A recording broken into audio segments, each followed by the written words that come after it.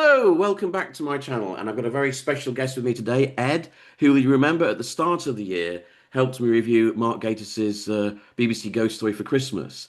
And today we're going to be reviewing West Country Tales. Now, this was a series that went out on the BBC in the very early 1980s, and my mum and dad allowed me to stay up and watch it with them, and it scared the bejesus out of me. And for years, I was trying to track it down. Eventually, I found this guy on the internet who sold dodgy, burnt on DVDs, but it was so poor quality I could barely watch them. But now they've all been restored by 5PY Heritage, so thank you to them.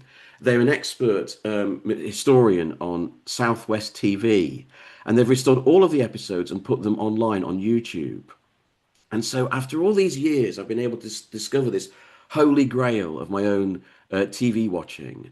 And also, for me, I think a lost sort of stepping stone in the world of folk horror. But Ed is watching them for the first time. It doesn't really mean as much to him as it does to me. It was part of my childhood scares. For him, he's watching it just as a punter, as a viewer. And I'm interested to see what he made of them. Now, before I talk to Ed, there's a little intro I want to do about the series itself because the series is odd. We've got to be honest about this. It's very strange. Apparently, allegedly, what happened was the producers of this show, they put out a message to members of the public. Can you send in weird stories or supernatural things that you've experienced or that you know about in your local area or local folk tales? And people sent in contributions.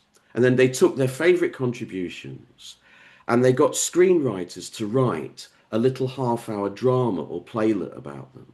So that's what these episodes are. They're purportedly true stories. But what makes it even stranger is this, the way that they've dramatized them. It's like a sort of adult Jackanory, where there's a narrator telling you the story all the way through. And that's the main voice that you hear. There's very little dialogue. What dialogue you do hear from the characters seems to me, I'm going to ask Ed what he thinks about this, it seems almost improvised. So you've got this very highly structured episode of someone telling you a story, and then this kind of loose drama on screen. It's a very strange combination. I was worried that Ed wouldn't like it very much, but I'm going to bring Ed in here and ask him what were his first impressions. I mean, my first impression was that it was really weird. And that impression then held for the remaining seven episodes. Um, And did you believe the stories were true? Did you believe in them? it's impossible to imagine, in most cases, what the story that would have been sent in would have been. Like, because in some stories, there's a death or, they're so fanciful or so strange. You wondered, what was it that was contributed? Was it a whole story, or was it just, a fragment of something from which they've built out a story? But Yeah, they don't seem rooted in any kind of. It's not like you're watching Michael Aspel presenting Strange but True. great though You know, that they is. they seem incredibly far-fetched, or like, obviously a folk tale is necessarily something that's been told, by people as truth. But if it wasn't for you telling me that, or it wasn't for the little thing on screen, I would never have thought that these were like based in any kind of purported reality. I mean, we should say at this point that we are going to be discussing spoilers here. So go away and watch the episodes first before you come and get our thoughts on them. But I think what's interesting about this is that the second episode in the series is called The Poacher, a classic piece of folk horror. And this is what started the whole series. Apparently, the two producers, John King and Kevin Crooks, heard this story in a pub. It was told to them by a poacher, and they didn't believe it. And then apparently the poacher showed them some evidence. And this is what led to the whole series. And watching the poacher episode, you can kind of, I mean, it's an incredible story, but you can kind of believe it. It kind of, because actually the poacher episode, the first 15 minutes is just being a poacher in Southwest with a terrible accent. And then the story is about 5 minutes, and that vignette is frightening, but you could almost believe that, I think. There hardly is a story to the poacher. No. Do you know what I mean? Like you say, it's more like just an incident. Yeah. that doesn't really go anywhere. It takes ages building up to the incident, and then that happens, and then there's a kind of a little sort of minor consequence of it, but not really. I But mean, that's what, if we're talking about endings, the story is the poacher meets the devil. but do we? Because I noticed this on the credits, it says Pan. Did you notice that? Oh, does it? Yeah. And Pan, I'd always thought when I was a kid it was the devil, but they've put, right? I think that's an interesting reading of it because That is an interest, but it sort of makes no difference. Do no, you know what I mean? Because it doesn't.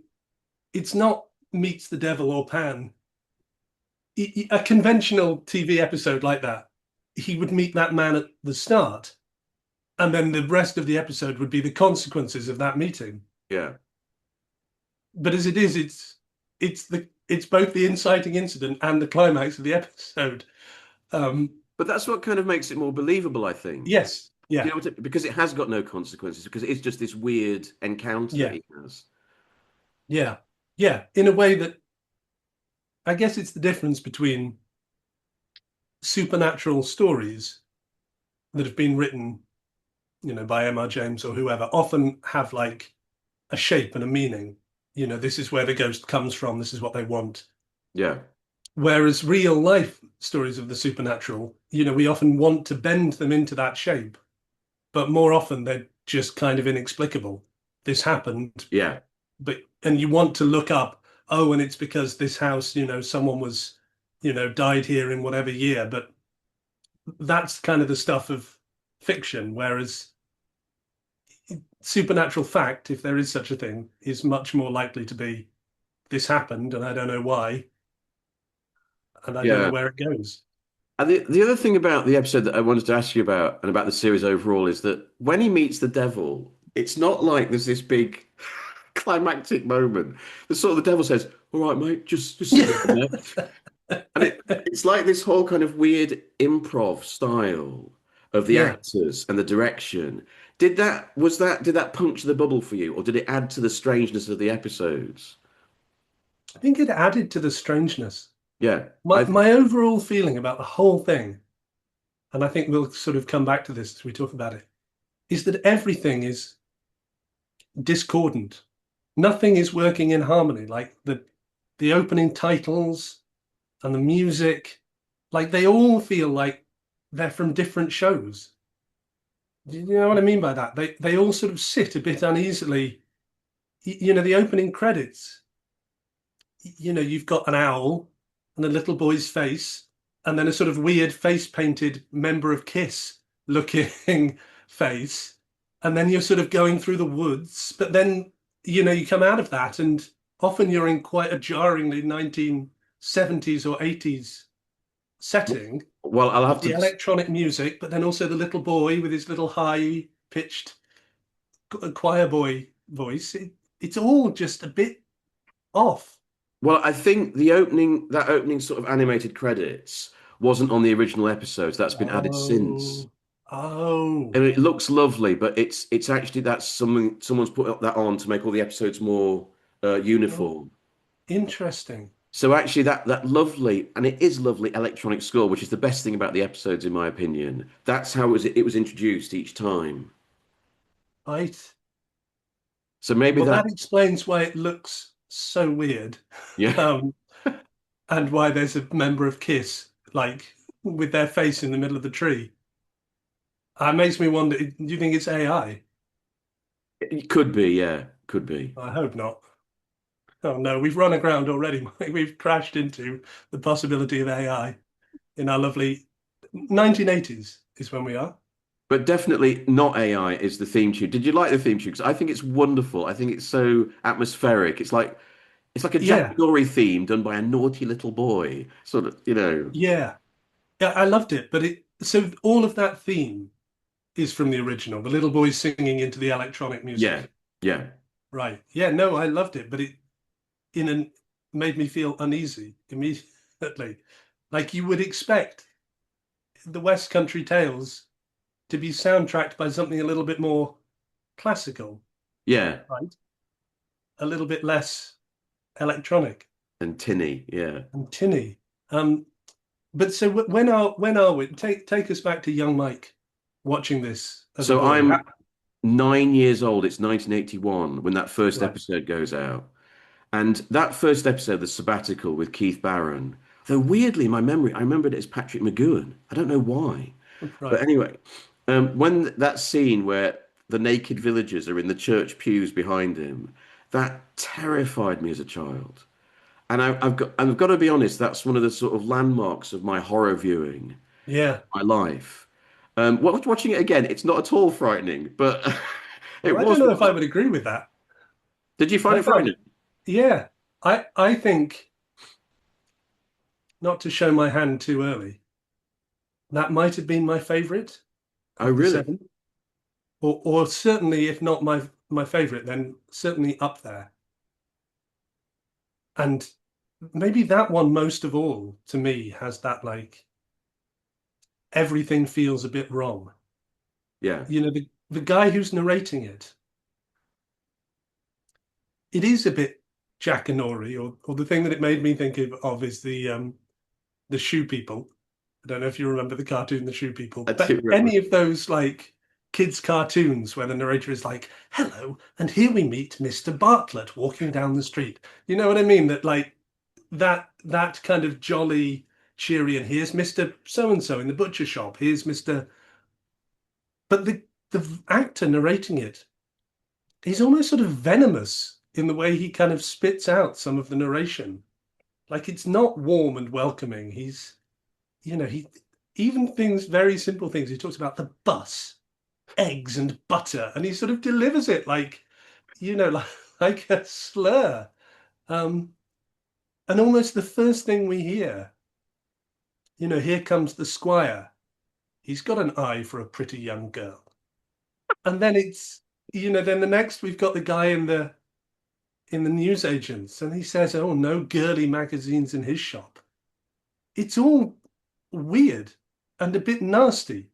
Do you know what I mean by that? Yeah. And Well, I was trying to work out how much of that is intentional and how much of that is just of the period and that looks a bit weird now. I think what was interesting about that one is it's an anonymous contribution. And Yeah. I'm wondering, was it the actual guy, the actual vicar on holiday who sent it in? Because throughout the episode, you get this sense that he's going a bit paranoid, that Mm, these people are actually perhaps quite normal, and he's mm. got because he's been thrown out of his job, hasn't he, or something? The bishop said you Because need to he's take become some. obsessed with the devil. Yeah, it's a very strange story. And I noticed it Yeah. was written by Josephine Poole, and I noticed her name comes up against all the best episodes, I think. So it's her writing, it's her interpretation of the story. So I wonder if it's her, if it's a sort of authorial thing, you know. I wonder that I think that one most of all makes me wonder, well, what was the contribution from the member of the public? What was it? I met a ghost of a little girl in a churchyard. Was it I met some naked villagers in a church? It can't be the whole story as presented. I mean, it could be, I suppose, but it seems so unlikely. Um, So but you didn't it believe Ed. You see, I thought you were a fellow ghost story enthusiast like me, that you believed, but it sounds like you were pushing it away. well, I think I just found it much easier to engage with them as pieces of fiction. Oh, right. Um, but it's I wrote what she says about the vicar as he arrives. The first thing, as well as being obsessed with the devil, the narrator says he's not quite a saint, not yet. What does Yeah, that mean? I Like, know. what's in store for him? Are we sort of looking ahead to his death, or are we looking ahead to his like canonization? It's just, I don't know, everything about it in that early section. Mrs. Sweetapple, who works at Cobblestone Guest House. Those are names from a kid's TV show. Yeah, yeah, But then you see her sort of peering out of her like quite grimy looking guest house. yeah, You know what I mean? The shots of the village. The narrator says, "Oh, it's a picture postcard village, just waiting for the tourists house to get out their cameras. It's not at all. It looks like a bit shit. Would you agree with that? Yeah, you know what I think when I was watching it, especially the fourth episode, The White Bird of Laughter, that's the period one, Mm. that in some ways this series was designed to sell the Southwest as a place to go because The White Bird of Laughter looks beautiful. The countryside is lovely and the period is beautiful. But Yeah. actually, in a lot of the episodes, you think, I would rather not go here. Yeah. The people are terrifying and it looks pretty grim. Yeah. For sure. That was what took me aback about it, I think. That I went, into West Country Tales thinking, yeah, it's going to be frightening, but they are going to feel the sort of cozy, a bit bucolic, Yeah, a bit nostalgic. And some of them feel like that, but some of them feel really rooted in like, the 1980s yeah, in a way of like the sort of the way that we look back at the 70s and 80s is a little bit grimy and a little bit depressed. yeah. It's not all like that, but that element is to me dancing around the edges of it. I think the way you really see it is the transport. That train at the Yes. start of The Beast. I mean, that train just looks awful. It reminds me of British Rail. Yeah, Yeah. And the bus that yeah, the vicar comes in on in the sabbatical, that's really true. The cars, the buses, the trains, it's sort of a sort of uncomfortable collision between modernity and yeah. nostalgia. I mean, talking of that, the episode I think of is episode five, The Visitor, which is the one where the woman's living by the sea with her daughter Yeah, and her friend comes to visit. that's And that's very quite an strange. interesting one because that was the pilot. Oh, They made that first, and then they changed the narrator, and then they showed it. And why I think that one's interesting is because for me, that gets closest to the original idea of the series to ask someone to put in a story, a true story, something that happened to them. And you can kind of believe that with that story. The relationship between her and her friend, this kind of bohemian friend who comes to stay, is very true and very real, I think. And yeah. all the details about them going on a walk and she has to push the pram with all the stuff in it. Yeah, and her daughter is sort of taking to her friend over her. Yeah. Yeah, I found that the most sort of realistic episode. I don't know how you felt about that. yeah. I guess and because the narrator is the lead character, Yeah. it feels a bit more conventional. You know what I mean? We're not like, we haven't got a kind of weird narrator who's got nothing to do with the story, like Yeah. taking authority over it. It's That's how they first did it in person. the pilot. They put Yeah. another person, and then they changed it in the actual series. Yeah, Oh, I see. Um, I think it gives it a very different flavor. And also, most of these stories are centering men and have a male narrator. Whereas that one is very female driven. Um, I mean, it gave me a bit of a shudder at the ending yeah, when she gets back to their house and the bear and the pushchair are there and her friend is in the mirror. yeah. Um, yeah, it didn't, that wasn't my favorite of Okay. them. Can you can you give me what had you understood? She'd sort of met the friend in London, Yeah, and it was sort of implied that she'd insinuated herself into her life, possibly yeah. fraudulently. And then she turned out to be this woman who drowned with her child or something, and Yeah, and then came back to sort of try and claim another child. Um, that that all that all adds up as if it needs to add up. But it was then the fact that she'd met her previously in London, which seemed an odd. It seemed to not quite fit the shape of the rest of it. You know what I I mean? quite liked that. I quite liked the fact that it wasn't so obvious that she Yeah, could be the ghost woman, that there was yeah, a reality, a contemporary reality to her. So that made it more eerie for me, actually. It made it more jarring. I quite liked yeah, that. yeah, The idea that a ghost could somehow have some kind of life in contemporary England and yeah. get into rock music and go traveling and then go and Yeah, haunt someone. what's so interesting about them is that they kind of switch genre from episode to episode. Yeah. So you never quite know where you are. That one comes off the back of The Breakdown, which is, I mean, that probably was my least favorite. Oh, How do you feel about The Breakdown? I have to confess, I do like the breakdown. It's a reworking of a cliche. Yeah. But I think the reason I like the breakdown is the two actors, because the guy actor is John Abineri, who used to be in he's a character actor and he used to be in lots of Doctor Who episodes. Wait, he's also the narrator of episode one, Yes, which that's is right. weird that it's a different, that the narrators change and then some of the narrators enter the stories as characters. Yeah, because I think Keith Barron, who plays the vicar in episode one, is also he also narrates some episodes. Yeah, he does. He does Miss Constantine and The Breakdown. That's right, yeah. And then also in the breakdown is the woman is cuddly Anita Harris, who was always sort of in, comedy films and stuff. And they're having those two together, and I think they're rather wonderful together. I love how awkward and pompous John Abineri is. I find that episode quite, and I love the episode a bit at the end where the garage mechanic comes back. I think that's great. I think I just felt with that one that it had shifted into being like Tales of the Unexpected, Yeah, or more recently, like it feels like an Inside Number Nine episode. yeah, Um, and I felt with all of these,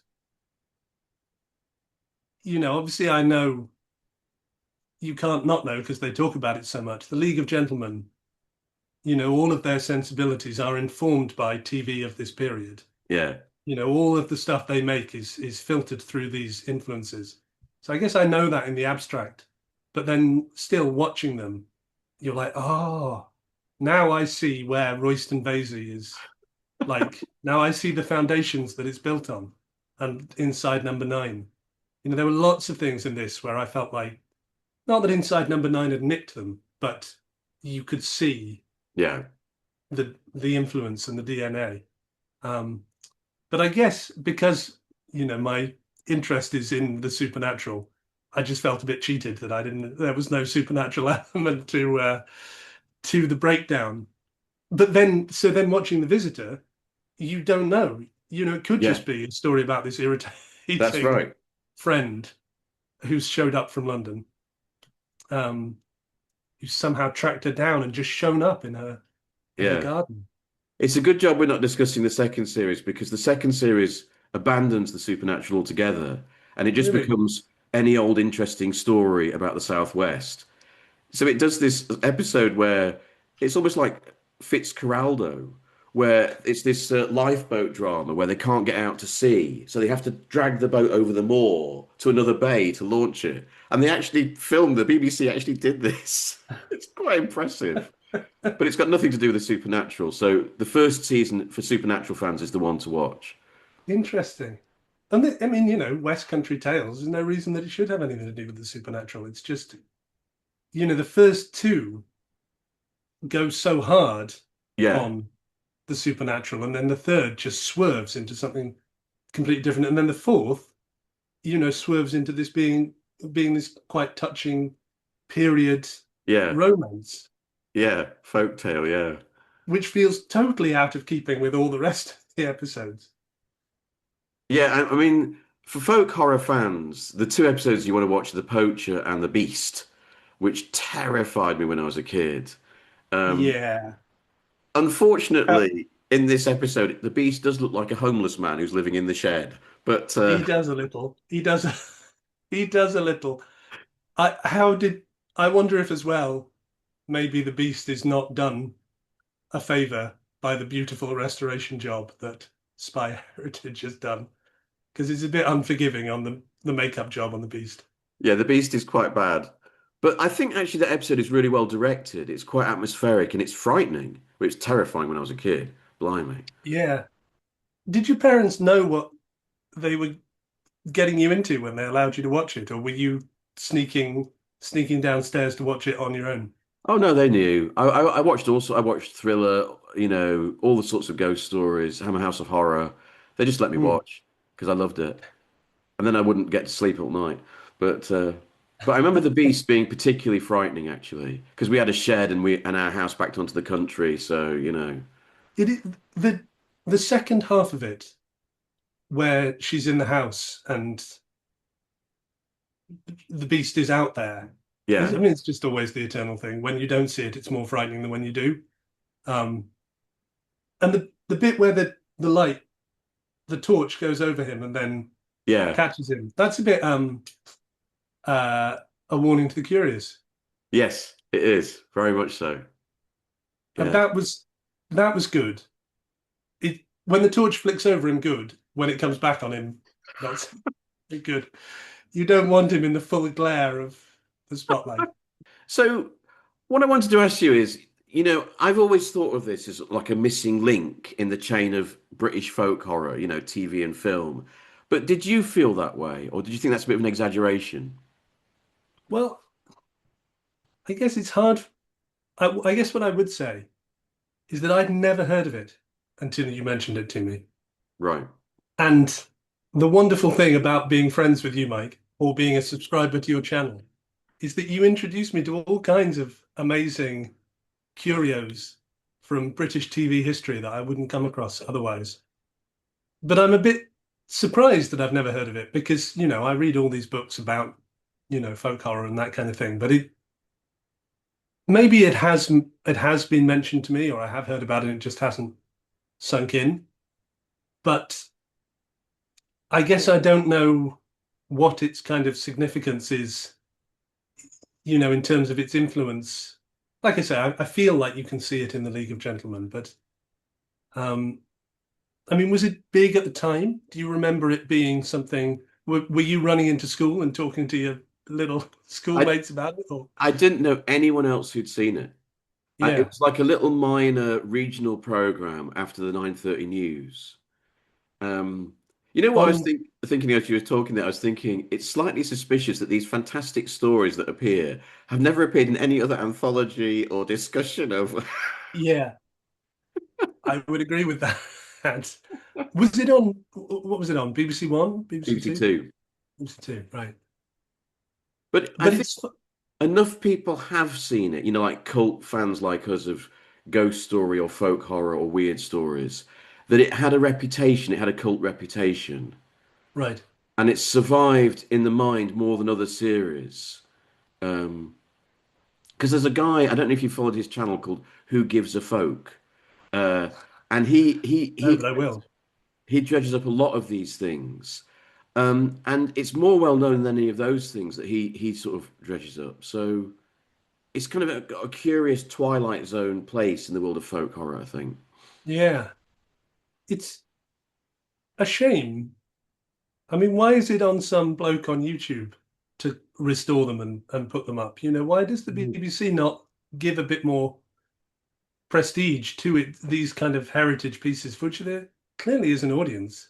Like, why has there never been a DVD release of it? I just don't understand that. The BBC could make Hmm. money out of it, and I don't Yeah, at the very least, get it up on iPlayer.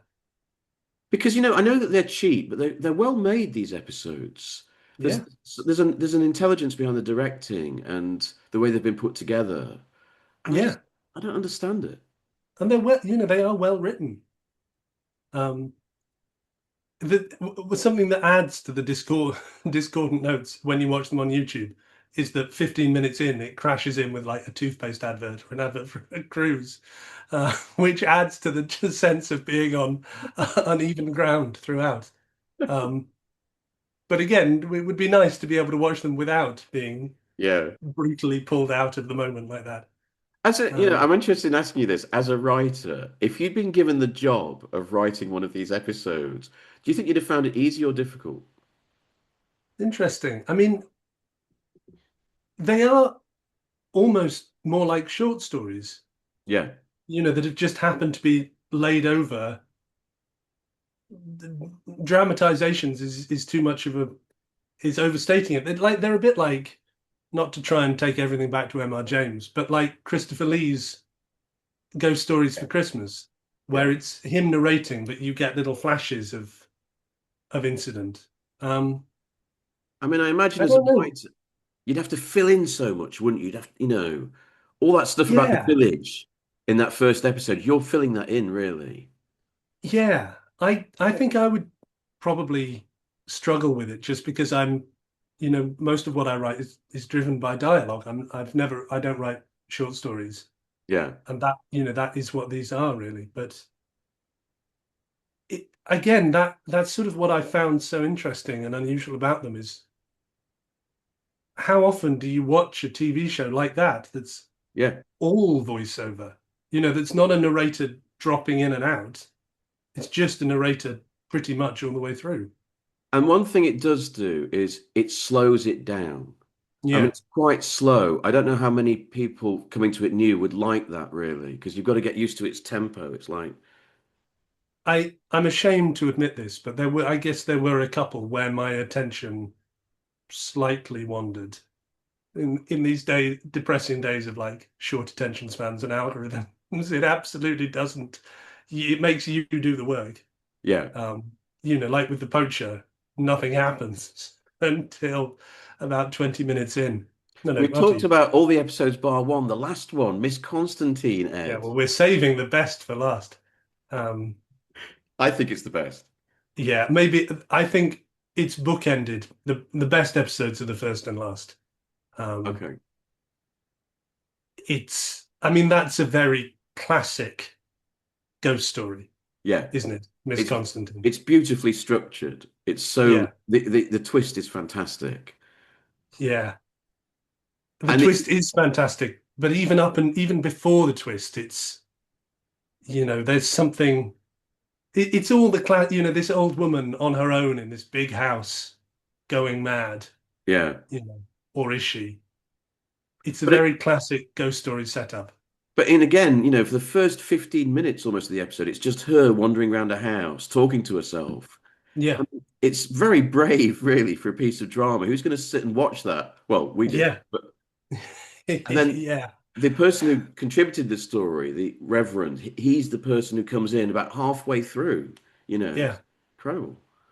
and then just wanders around the house with her. For another 10 minutes. Yeah, exactly. Like you say, the ending, the whole episode is the ending.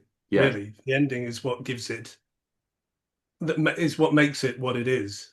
But it Um, blindsided me. I did not expect it at all. And it's just no, great. it blindsided me, and you wonder, what's then the story with that neighbor? Yeah. And there would be a more obvious version, where you would see these ashen-faced, you know, the young people from the authorities.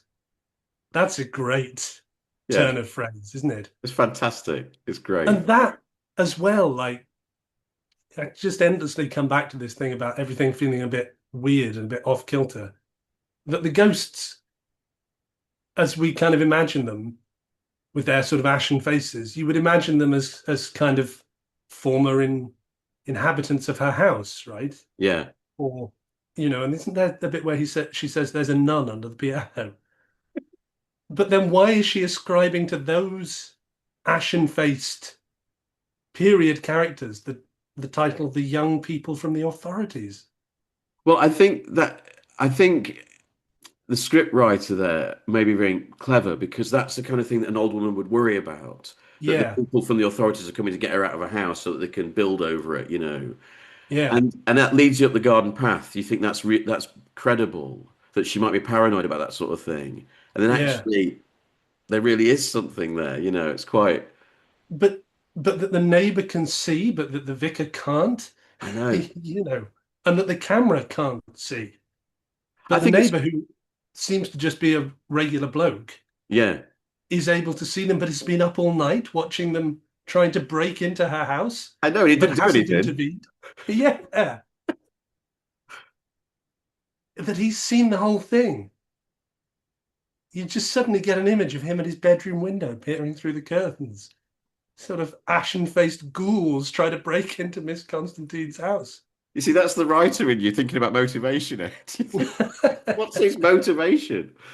I guess it is, but it's just, again, there would be a different way to do that would be more, I don't know, more conventional. Everything just seems at a bit of an odd angle to me in the whole series. But there is some intelligence there, though, isn't it? Like you say, Oh, definitely. the director could have put some ashen-faced youths Yeah. in the room Yes. or a nut, but he didn't. He was smart enough to not go down that road. Yeah. Which again, coming off the back of the Beast, where we have seen the Beast in all his glory, you're quite thankful for the fact that we don't see the young people from the authorities. We just hear of them, and that I mean that ending that was chilling, right? Yeah, it is. That's a proper like trickle of fear down the back of you. It's the most chilling moment in the series, I think. I'm still on the sabbatical. There's a couple of things about the sabbatical that I want to ask you about. Yeah, And they kind of, I guess, come off what I was saying about that, that opening where the squire likes a young lady and the newsagent doesn't have any girly magazines in his shop.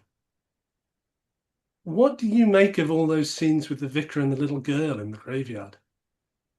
yeah. I mean, I think they are uncomfortable, but Mm. I wonder whether an early 80s audience would have found them so Well, uncomfortable. that's again goes back to what I was saying of how much of this is me projecting what I know about the deeply sinister 1970s and 80s, and how much of this is built in.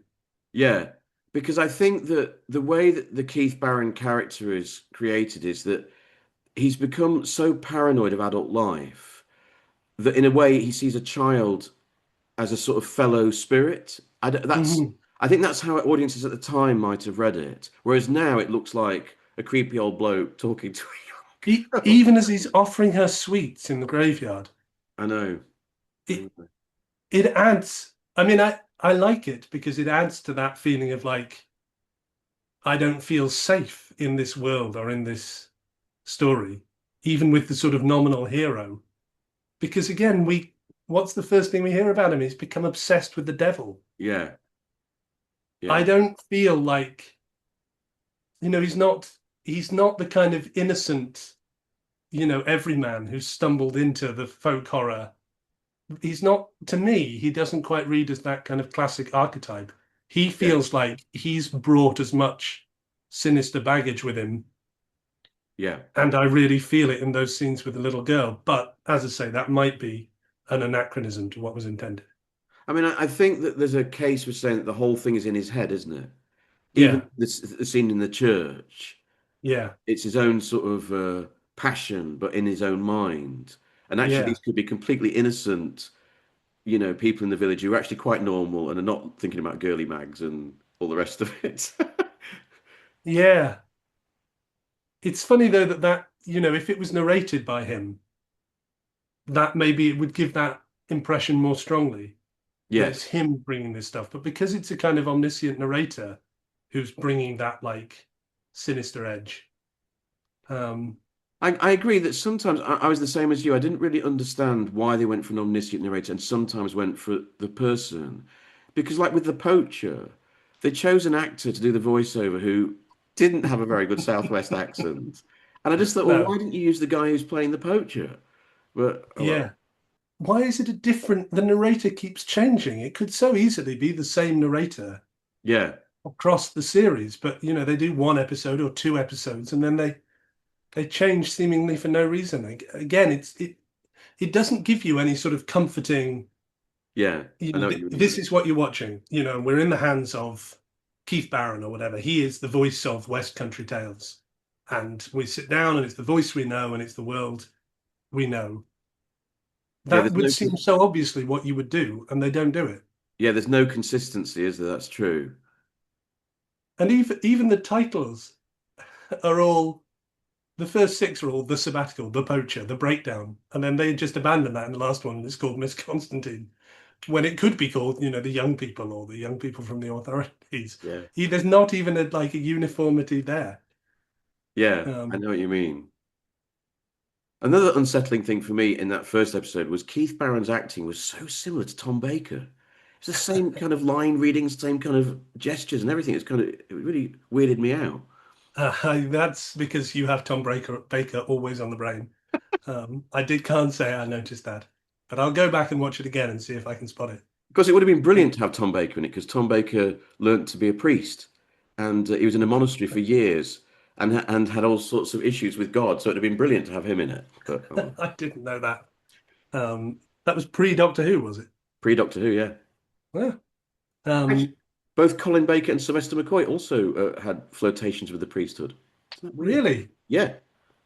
there's an essay to be written there, like on the relationship between Doctor Who and the Church, and I look forward to reading it. Um, on the other thing that I'm obsessed with the sabbatical. I can't get over it. But the church, do you know what that church reminded me of?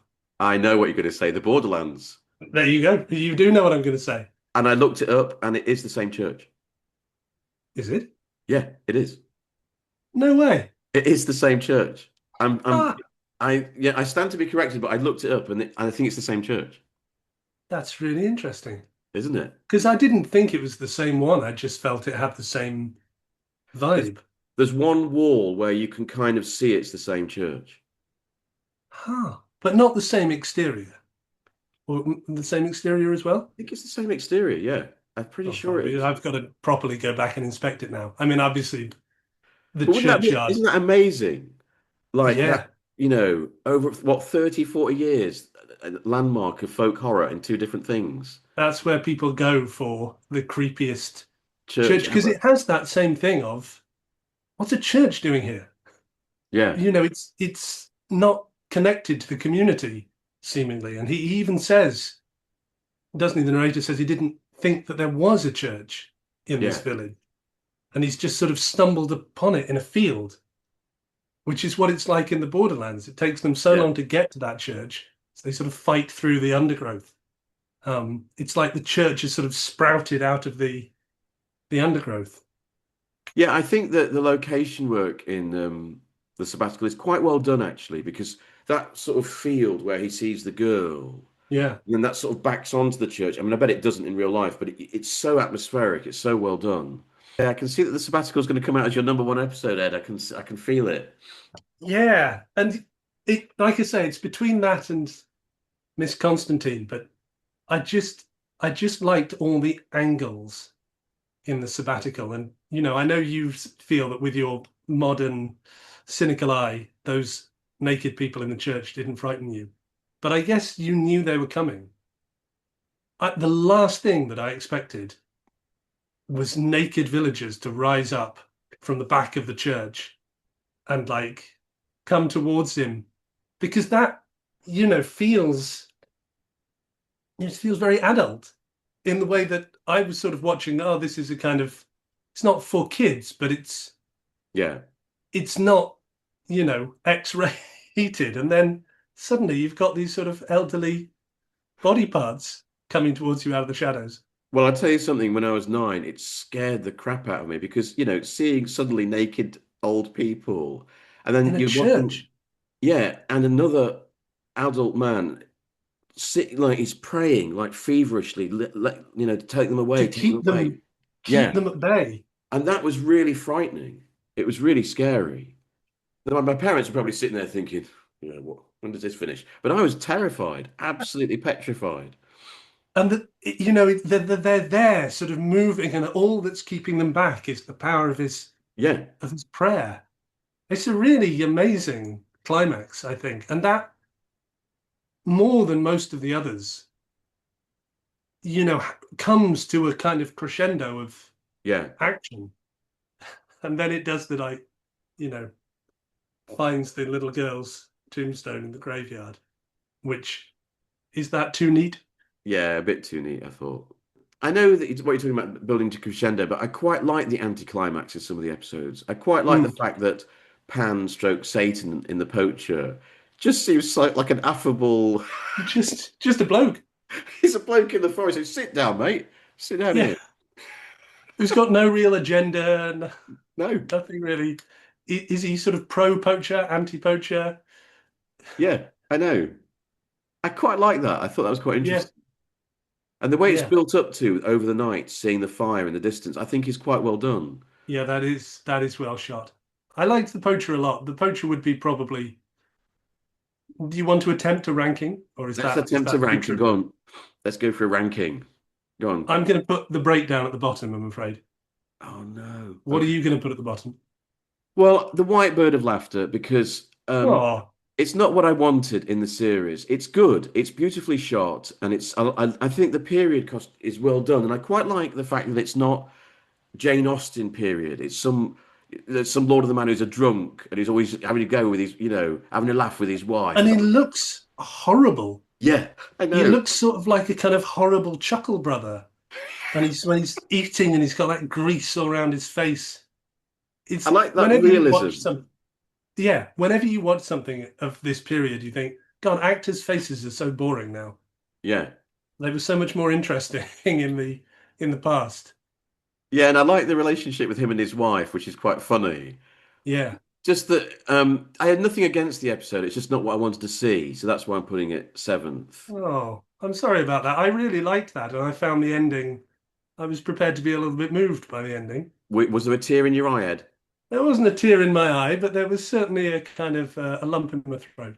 Oh, Um, I just, and again, it went not quite in the direction that I was expecting it to. You know, the bloke who's comes down to Dartmoor at the start. I think maybe I was expecting him to bring sort of. I was expecting that his intentions towards the young girl maybe wouldn't be as pure as they turned out to be.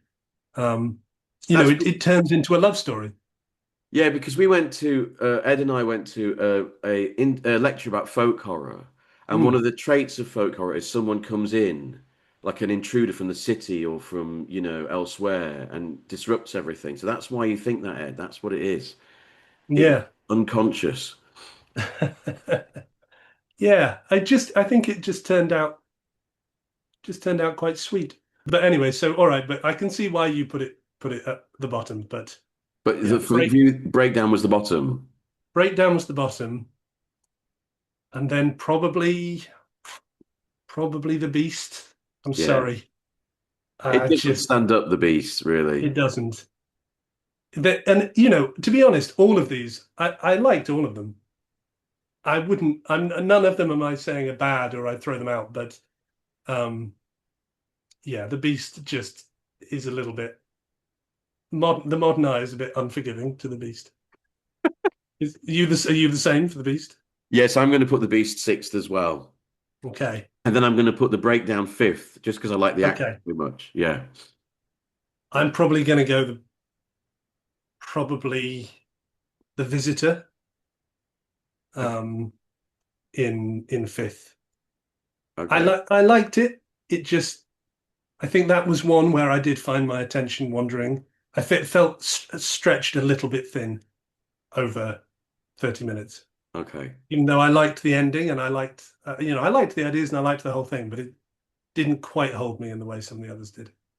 Okay. Um, all right, what's your number four? So look, let me go back then. So I've had Sweet Bird of Laughter, then The Beast. What did I put fifth? The Uh, breakdown. the Breakdown. So fourth for me, I'm actually going to put The Sabbatical. Sorry. Oh, Mike, I know. can't believe it. Because I actually like The Visitor because I think it's the closest to a believable story told by someone. And I Hmm, like the relationship between the woman and her friend. So that's why I'm going to put it third. okay. Uh, I've lost track of where I've gone now. I guess fourth for me, the white bird of laughter. Oh, Is it the interesting. sweet bird of laughter or the white bird of I laughter? think it's The White Bird of Laughter, yeah. White bird of laughter. So that would be four. And I'm gonna go through the rest. White bird of laughter, and then I go poacher, Miss Constantine, the sabbatical. I'm going to put Poacher second and Miss Constantine top because I just think it's a Right. great story. Well, poacher above the sabbatical. I Yeah. thought you'd love the sabbatical. Well, no, but you see, the thing is, the sabbatical is one of the most important things in my whole horror journey. But Yeah, when I watched them this time round, it's the stories of Miss Constantine and the Poacher that stay with me. Um, interesting. and I think partly because they are very frightening supernatural stories, whereas the sabbatical, I think it's in his head. I Right. think it's all something that's going on in his head. That makes it less scary for me. Oh, interesting. I didn't get that at all, really. You know who you're going to hate this, and you're going to accuse me of seeing this man and his influence everywhere. Do you know who that one and a couple of the others put me in mind of. Go on. Not Robert Robert Eggers. Aikman. Oh, Yeah, yeah. Something of that, like, I don't know, that off kilter, slightly inexplicable and slightly nasty. The thing that you don't like about Robert Aikman, that it all feels a bit nasty, that the yeah. characters all feel a bit, that the world is a bit grubby. I got that a little bit from some of these stories. A bit of a Look, grubby world. if we got to remake like two episodes, which two episodes would you like to remake? Because you see, um, I would remake The Poacher. That would be number one on my list. Interesting. I remake. I mean, do you not think if you remade them that it would destroy what's eerie and creepy about them? Do you think they'd survive a sort of modern digital Well, presentation? I think that if you had a good cinematographer, The Poacher could survive it. Yeah. Yeah, I think if you think of what do we remake, you should remake things that were not perfect the first time, Yeah. right? Things where there's room for improvement, and you could definitely improve the accent on the poacher. Um, Exactly. so maybe you're right. We should remake the poacher. Um, and probably I would remake The Visitor because I really like so much about it, and I just would Yeah. find a way to try and pace it up a little bit. Or Yeah, if you had two really good actresses playing the parts, that'd be fantastic. yeah, although it's a bit of a thankless job for given they get so little, to actually say. That's what I mean. You You could know, remake it, you could rewrite it better, I think. right, to give them more dialogue. Yeah. I mean, that would be interesting to remake them and make them driven by dialogue rather than by Yeah. narrators. Um, yeah, but I'd be honest with you, mate, I don't want to remake them. I hope they don't get remade, and I also don't think I need to worry about that. They're not. No one's going to remake these, given they won't even release them. The BBC. I know. Um, Incredible. but what they should do is make more TV like this. Why do we not have more anthologies? Why is it just Inside Number Nine? Which it's interesting that I love Inside Number Nine, and I no wouldn't say a bad word against the writers of it because they are keeping this tradition alive. Hmm. But an anthology that's entirely written and performed by the same two people Yeah. isn't a true anthology. Do you know what I mean? Yeah. This is a true anthology because it's different writers and it does feel like a random grab bag of things. And I think that I appreciate that. Yeah, I feel You that don't. Inside Number Nine, okay, some of the episodes are good, but it's like you're in on the joke because it's the same two Mm, people. You're in on that mhm. culture, that joke. Whereas a series like this is not interested in that. It's just interested in telling you an interesting story, an Yeah. interesting fable that can get to you because it's so random. And you're right. There is a sense of a joke because episode after episode, those same two actors show up in wigs and Yeah. false teeth and that kind of thing. Whereas with this, you're seeing different faces, even though you are sometimes getting a narrator entering the story.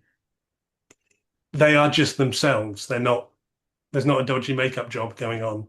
Yeah. Their faces are the makeup job. A lot of the actors in it are not very well known now, but I kind of No. wish that they'd gone for absolute unknowns. That would have made it even more eerie. Yeah, I would say to me they did read as complete unknowns. I didn't recognize any Okay. of them. I think that's your burden of knowledge there, Mike, is spoiling your enjoyment. Do you think it would have been the same without the music? No, no. The And I music, wouldn't have been the same with a more traditional West Country folk music yeah, accompaniment. exactly. The music is so important, I think. It's the crown jewel of the whole series, I think. And it's such an unexpected choice. It's like you would expect it on something like The Twilight Zone, Yeah. something that's got a bit more of like a sci-fi Or bent as you almost. say, on a children's program, because it's a very Yeah, simple little melody, isn't it? But yeah. it sort of creeps you out. Again, the whole thing.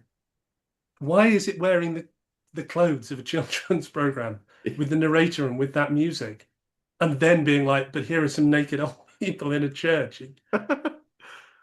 Yeah, I come back again and again to the same thing. What I love about it is it doesn't let you settle with what it is. Yeah. Doesn't let you go, okay, I know what I'm watching here. At every point, you're like, what the hell am I watching? What is this? I think that's because it was a low budget, like regional production. So it didn't have that kind of what you'd have a crew of a sort of mainstream drama in the BBC. You'd have an experienced producer, an experienced script editor, a team in BBC drama. And this was like a little local unit. And actually, Mm. that's to its benefit because it's more idiosyncratic, like you say. You're not quite sure where it's going. And it's interesting, as with thinking how much of this is intended and how much of this is looking at it in 2026, and how much of it is intended and how much of it is sort of just accidental budgetary Yeah. limitations. But who cares? Either Yeah. way, whether it's intended or not, it's really effective.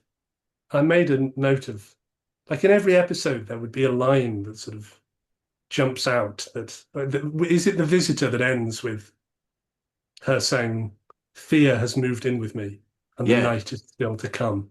Yeah. That's a great ending. It is a very frightening ending, isn't it? Yeah. Yeah. That one is so the ending is what makes it like with Miss Constantine. The ending that leaves you feeling this story is not over. Yeah. You know what I mean? Hmm. This bad things are going to continue, and we're leaving these women, both of them, women alone in their houses, unsafe. Yeah.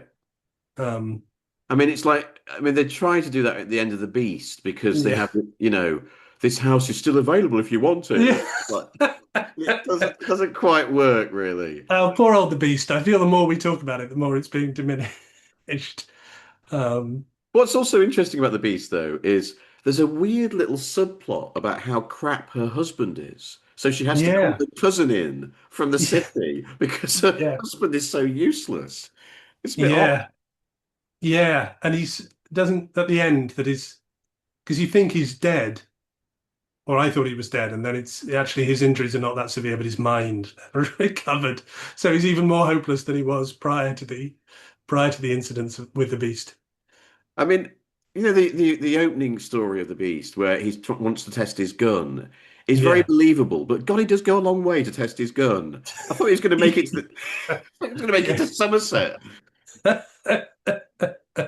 Yeah, it's that slight feeling that you get sometimes that they are padding out Yeah, a fairly incident-free story. It's also like the least, I don't know, that feels the least original to me. yeah, There's nothing, it's just a monster in the woods, yeah, brackets, a homeless man. Like that's the one to me that doesn't surprise you or doesn't subvert expectations really. yeah. Um, It was scary though. Um, no, no, it wasn't. Um, no, no, I take that back. The bit where the light flicks over him in the shed, that is scary. But and the bit yeah, where she we're can hear some breathing out in the garden, that's quite scary. yeah, yeah, okay, all right. I'm being too harsh. It's not there's not nothing there, but there's not much. All right, well, thanks for going through those episodes with me, Ed. How would you sum up the series? Is it worth watching, would you say? 100% it's worth watching.